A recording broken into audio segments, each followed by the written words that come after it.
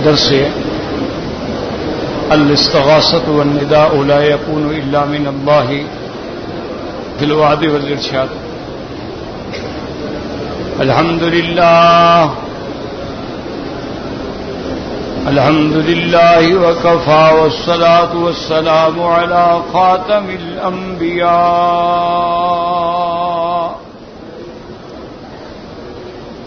سيدنا وحبيبنا محمد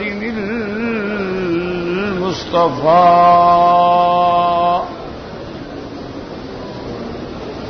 وعلى آله المجتبى.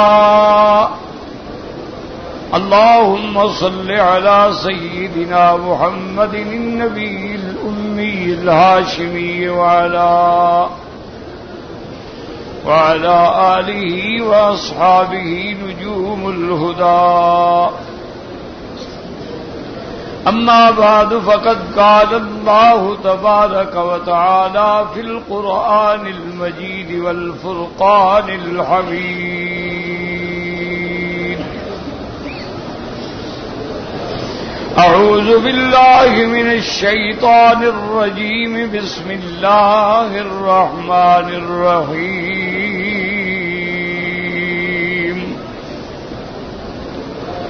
ومن أضل ممن يدعو من دون الله من لا يستجيب له إلى يوم القيامة وهم عن دعائهم غافلون. وإذا حشر الناس كانوا لهم أعداء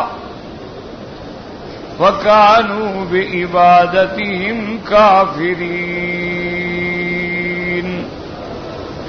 قال النبي صلى الله عليه وسلم: إذا سألت فاسأل من الله وإذا استعنت فاستعن بالله وإذا توكلت فتوكل على الله. صدق الله العلي العظيم وصدق رسوله النبي الكريم. سبحانك لا علم لنا إلا ما علمتنا إنك أنت العليم الحكيم.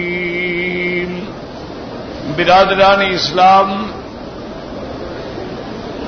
واجب الاحترام بزرگوں، دوستوں، بھائیوں، عزیز نوجوانوں، اللہ تبارک و تعالی کے کلام مقدس میں سے چند آیات مبارکہ اور آقا انعام دار حبیب کبریا خاتم الانبیاء سیدنا محمد مصطفیٰ صلی اللہ علیہ وعلی آلہ واصحابہ وسلم تسلیما کثیرا کثیرا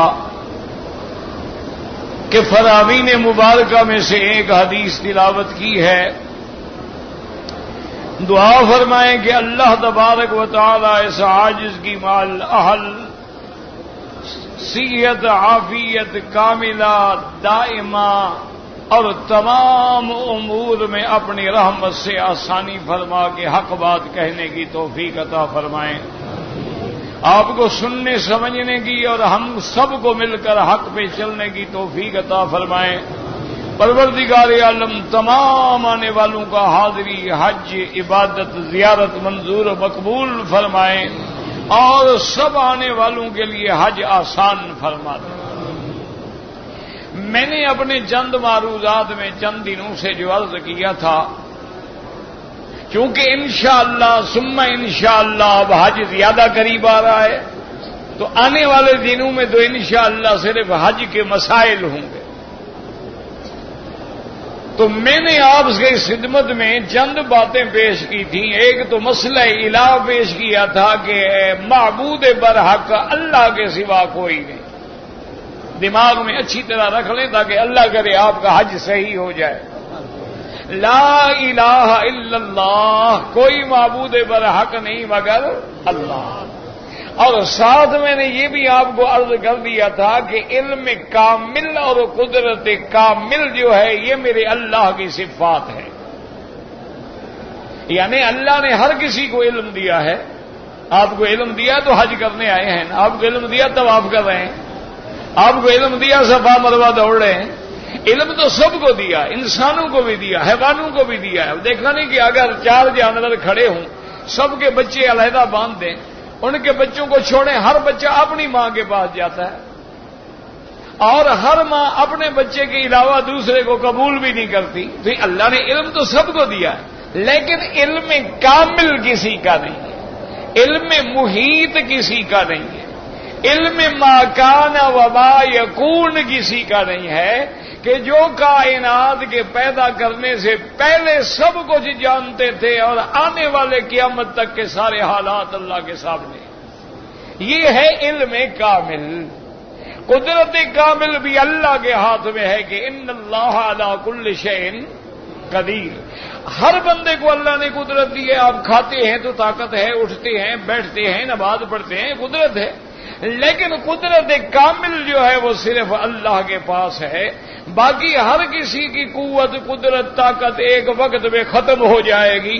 جوانی میں الگ قوت تھی، بڑھاپے میں وہ قوت ختم ہو گئی، اور بیمار ہو گیا وہ قوت ختم ہو گئی.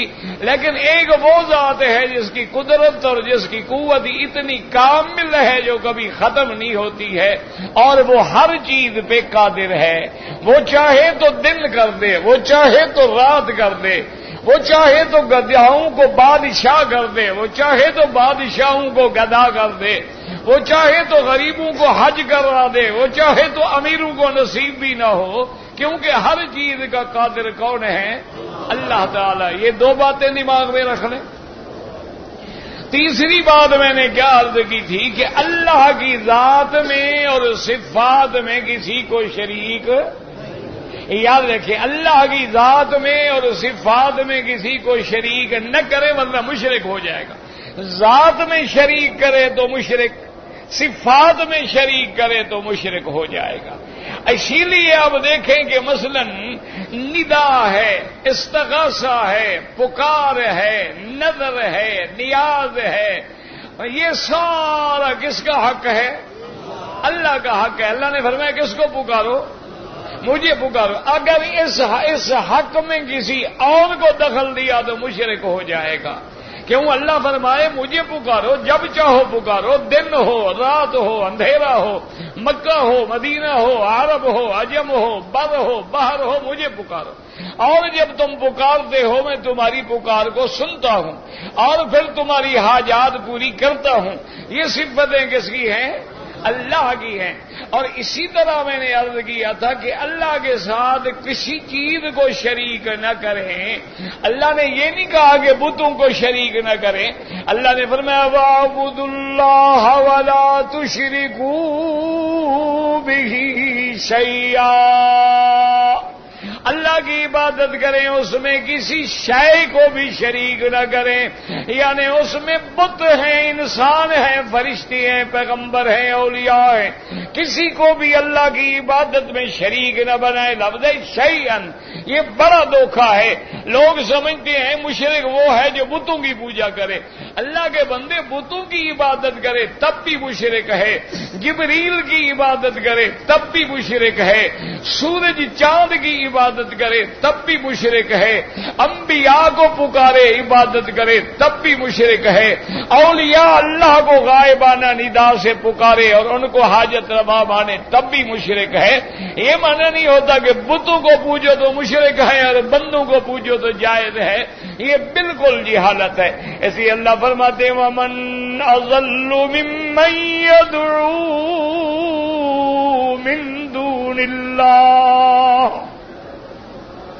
اللہ فرماتے ہیں اس سے بڑا گمراہ کون ہے، اس سے بڑا گم کردہ راہ کون ہے جو اللہ کو چھوڑ کے اللہ کے سوا کسی کو پکارے. اللہ فرماتے ہیں مَن لَا يَسْتَجِيبَ لَهُ إِلَىٰ يَوْمِ الْقِيَامَةِ. اور جن کو تم پکارتے ہو وہ تو قیامت تک بھی تمہیں جواب نہیں دے سکتے ہیں. وَهُمْ مَن دُعَائِهِمْ غَافِلُونَ. اور جن کو تم پکارتے ہو ان کو تو پتہ ہی نہیں کہ ہمیں کون پکار رہا ہے. اور فرمایا وَإِذَا حُشِرَ النَّاسُ، اور قیامت والا جب دن ہوگا پکارنے والے بھی کھڑے ہوں گے، انبیاء بھی کھڑے ہوں گے، اولیاء بھی کھڑے ہوں گے. اللہ فرمائیں گے بتلاؤ، وہ سارے کہیں گے مولا وَكَانُوا بِعِبَادَتِهِمْ کافرین. اللہ فرمائے گی یہ جھوٹ بولتے ہیں. فَأَلْقَوْا إِلَيْهِمُ الْقَوْلَ إِنَّكُمْ لَكَاذِبُونَ. وہ کہیں گے تم جھوٹے ہو، ہمیں تو پتہ ہی نہیں کہ تم ہمیں پکارتے تھے، نہ ہم نے تمہیں کہا ہے کہ ہمیں پکارو.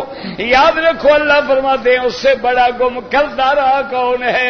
اسی طرح دیکھیں کہ ہم قرآن تمہارے پاس ہے، کسی مولوی کی محتاج نہ بنو، سارے قرآن کو کھول کے دیکھ لو.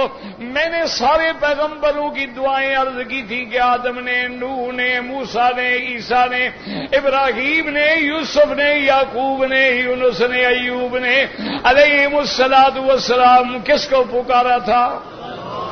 یاد ہے؟ ان سب انبیاء نے کس کو پکارا؟ اور اسی طرح قرآن کھول کے دیکھیں اللہ نے 18 انبیاء کا ذکر کیا ہے اور آگے فرماتے ہیں وَلَوْ أَشْرَكُوا لَحَبِطَ أَعْمَالُهُمْ. اگر میرے یہ نبی بھی شرک کرے میں ان کے بھی عمل برباد کر ڈالوں گا. حالانکہ ہمارا ایمان ہے کہ نبی تو معصوم ہے، نبی تو پاک ہے، وہ تو گناہوں سے پاک ہے، وہ شرک کیسے کرے گا؟ اللہ نے اپنے بندوں کو تنبیہ کی ہے کہ عام آدمی کی کیا طاقت ہے. اللہ نے میرے نبی کو خطاب فرمایا، اللہ نے فرمایا میرا مدنی لئن اشرکتا لیحبطن عملک ولتکونن من الخاسرین. اللہ نے فرمایا میرا مدنی، میرا محبوب، میرا حبیب، میرا نبی، اگر تو نے بھی شرک کیا تو میں تیرے عمل بھی ختم کر ڈالوں گا. تو شرک اتنی بڑی بری چیز ہے. اللہ فرماتا ہے اللہ کے سوا کسی کو نہ پکارو. اب پکارنا ہے، نظر ماننی ہے، نیاز دینی ہے، خیرات کرنا ہے، صدقہ کرنا ہے، دکھ ہے، سکھ ہے، پکارنے کا حق کس کو ہے؟ اب درود شریف پڑھیں اور میں عرض کروں. شوق سے بڑے حاجی صاحبوں کو کبھی ابھی تو حج ہی نہیں آیا، تم پہلے تھک گئے ہو. درود شریف بڑے ذوق سے پڑھا کرو اللہ کے بندے، جلدی جلدی نہیں، ایک ایک لفظ پہ غور کرو. اللہم صلی علی محمد وعلی آل سیدنا محمد وبارک وسلم. شوق سے ایک ایک لفظ کا پتہ ہو کہ میں کیا کہہ رہا ہوں.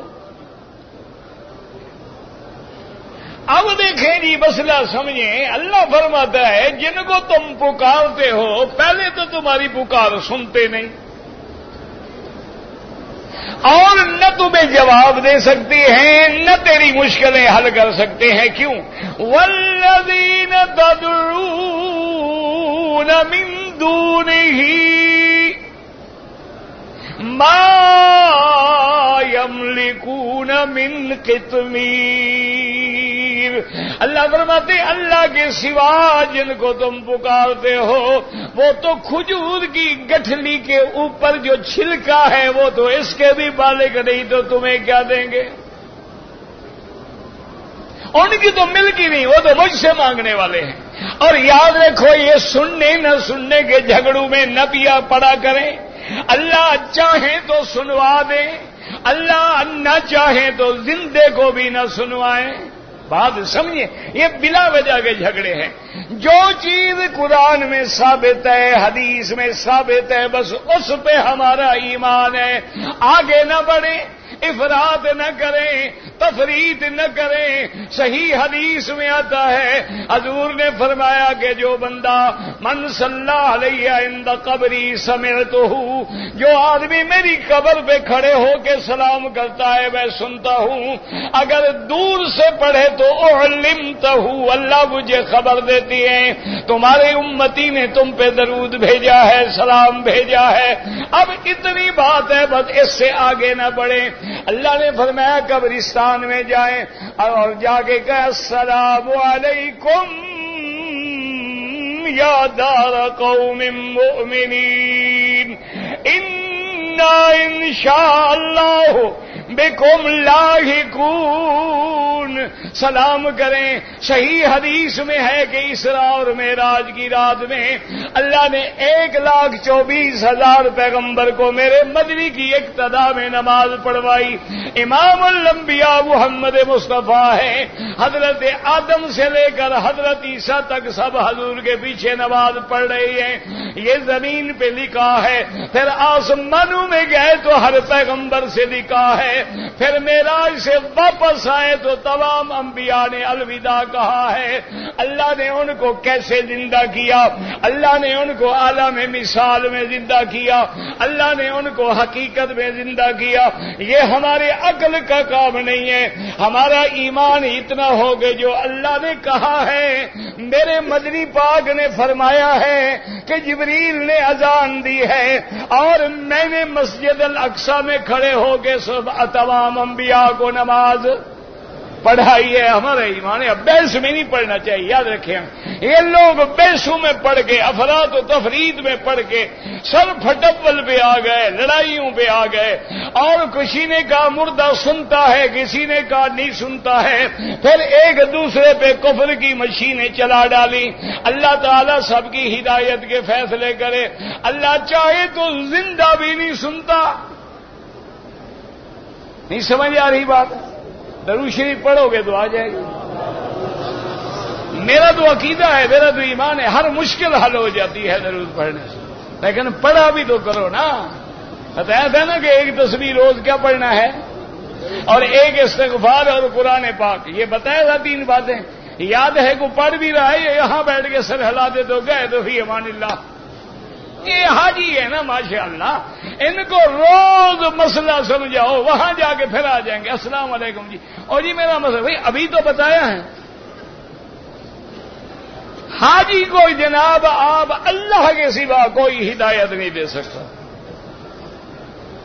یہ کوئی ایسی قوم ہے, انہوں نے احرام نکالنا ہے, بس نکالنا ہے. مکے سے لے کر مینا میں, عرفات میں, مزدلفہ, ہر جگہ کندھا نکالا ہوا ہے. ابھی کندھا تو طواف میں نکالنا ہے.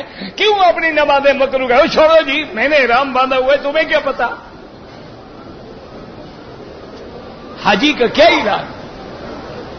اور دیکھ لینا انشاءاللہ حج پہ بسوں پہ چڑھے گا تو حاجی لڑے گا, خیمے میں جائے گا تو لڑے گا, عرفات روٹی پہ انشاءاللہ لڑے گا, واپسی پہ بسوں میں بیٹھے گا, ہر جگہ لڑے گا. اللہ نے فرمایا نہ لڑو, یہ کہتے ہم ضرور لڑیں گے. ابھی آپ دیکھ رہے ہیں, زیادہ دور نہ جائیں. نماز میں ذرا ایک آدمی کہتے مجھے جگہ دے دو, جاؤ دفعہ یار, کیا جگہ یار, تھوڑے تھوڑے سکڑ جاؤ, ایک بندہ کھڑا ہو جائے گا, بس تکلیف کیا ہے؟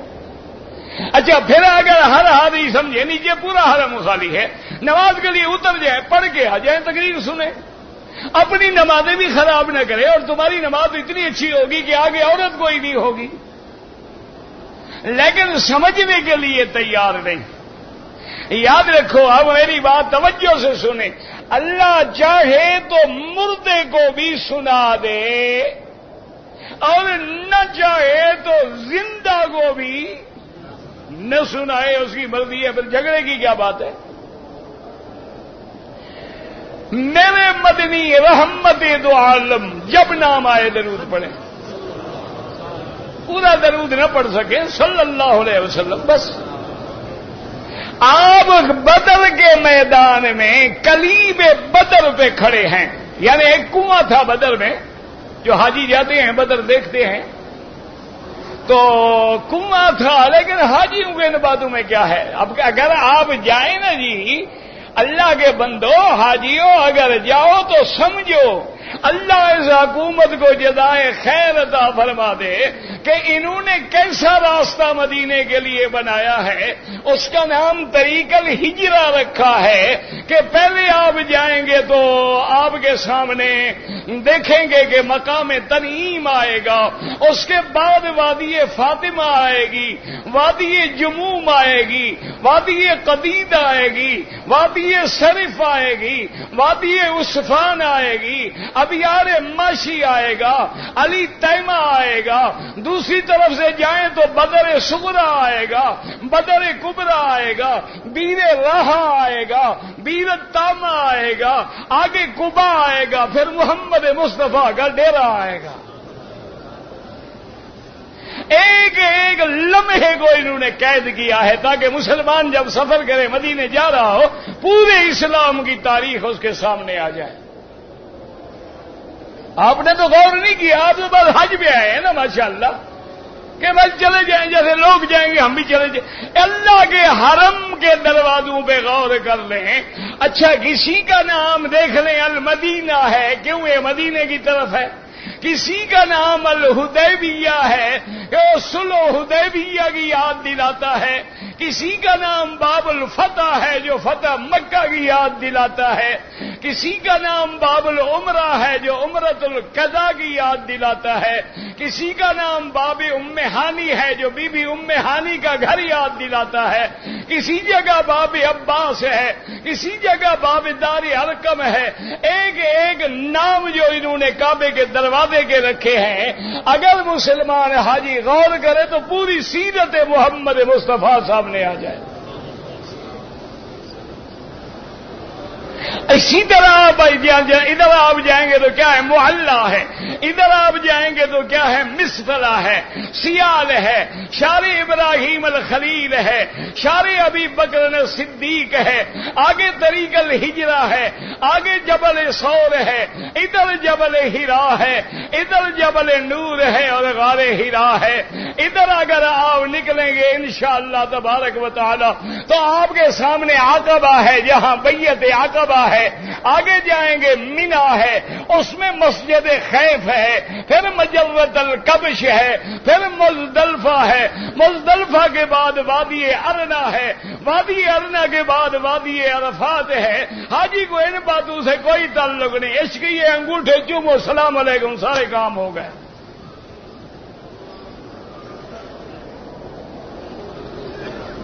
یہ کوئی عزت کی بات نہیں ہے، اعتراض کی۔ جنہوں نے 10 حج پڑھے ان سے پوچھ لو کہ وادی ارنا کہاں ہے اور وادی نمرہ کہاں ہے،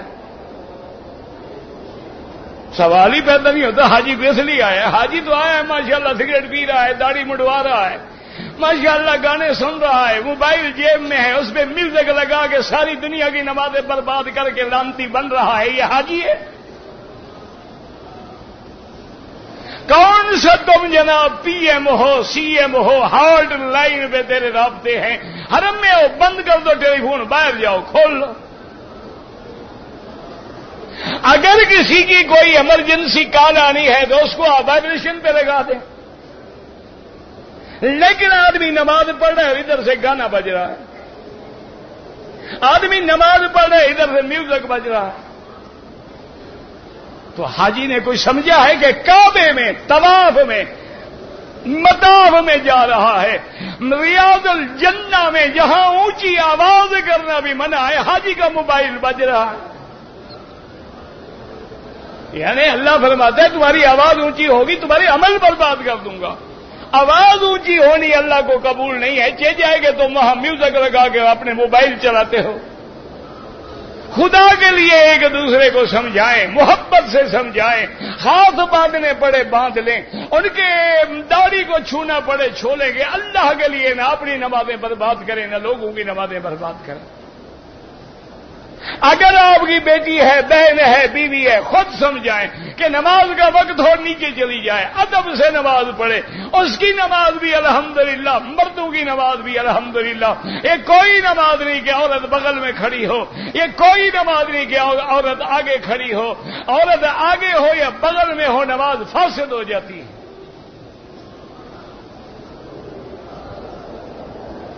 اب آپ درود شریف پڑھیں، میں حدیث عرض کروں۔ اللہم صلی علی سیدنا محمد وعلی آل سیدنا محمد وبارک وسلم علیہ. حضور بدر میں ہیں، اللہ نے فتح دی ہے، کفار مارے گئے، مشرکین مارے گئے، 70 قتل ہو گئے. ان کی لاشوں کو صحابہ نے گھسیٹ کے ایک کنویں میں ڈال دیا، اس کا نام تھا قلیب بدر.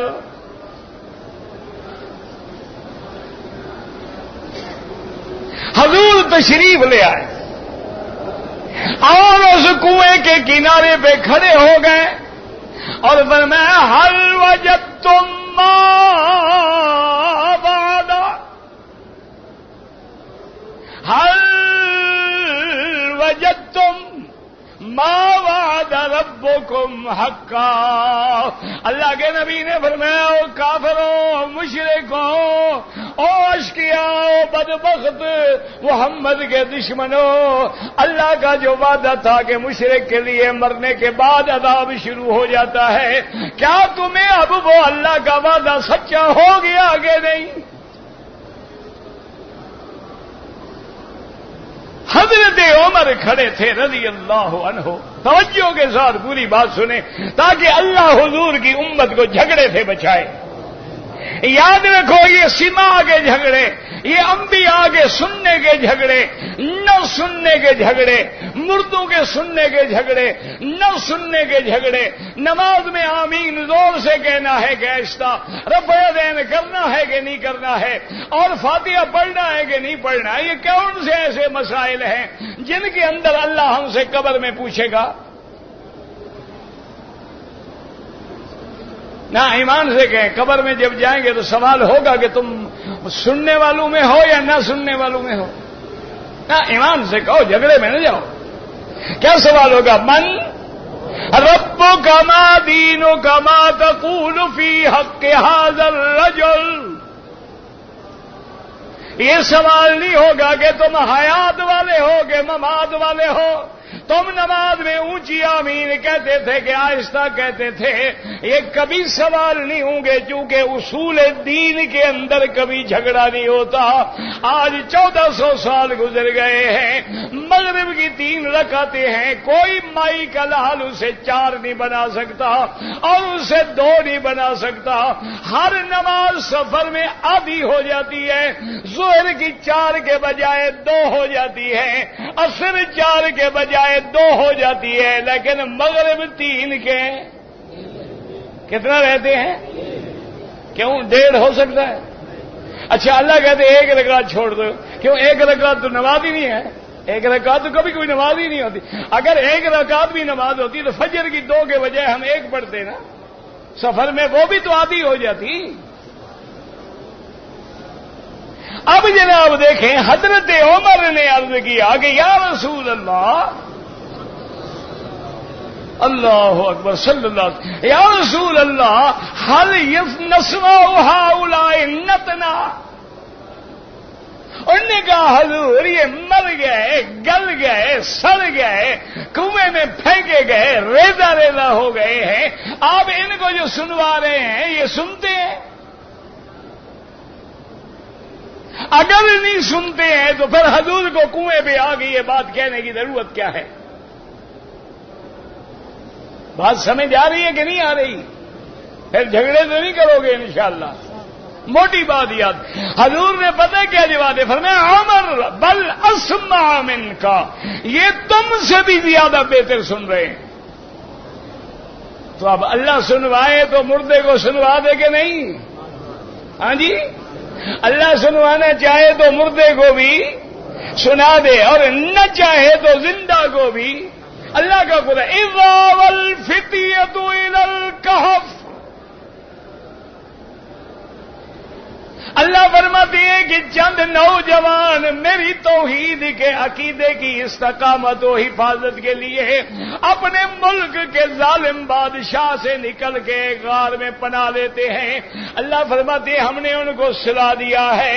اور کتنا سلایا؟ ایک دن نہیں، 2 دن نہیں. اللہ فرماتے ہیں ثلاثمائۃ سنین والزادوا تسعا. ہم نے ان کو 309 کتنا سال؟ 300. اچھا 9 کیوں کہا اللہ نے؟ 300 سال تھوڑے تھے، بڑی مدت ہے. وجہ یہ ہے کہ سال قمری بھی ہوتا ہے، شمسی بھی ہوتا ہے. جو سورج سے حساب کرتے ہیں یا ہجری چاند سے حساب کرتے ہیں، دونوں کے اندر سال میں 3 دنوں کا فرق پڑ جاتا ہے. تو لہذا جب 3 سال ہوئے، اللہ نے فرمایا نہ پورے 3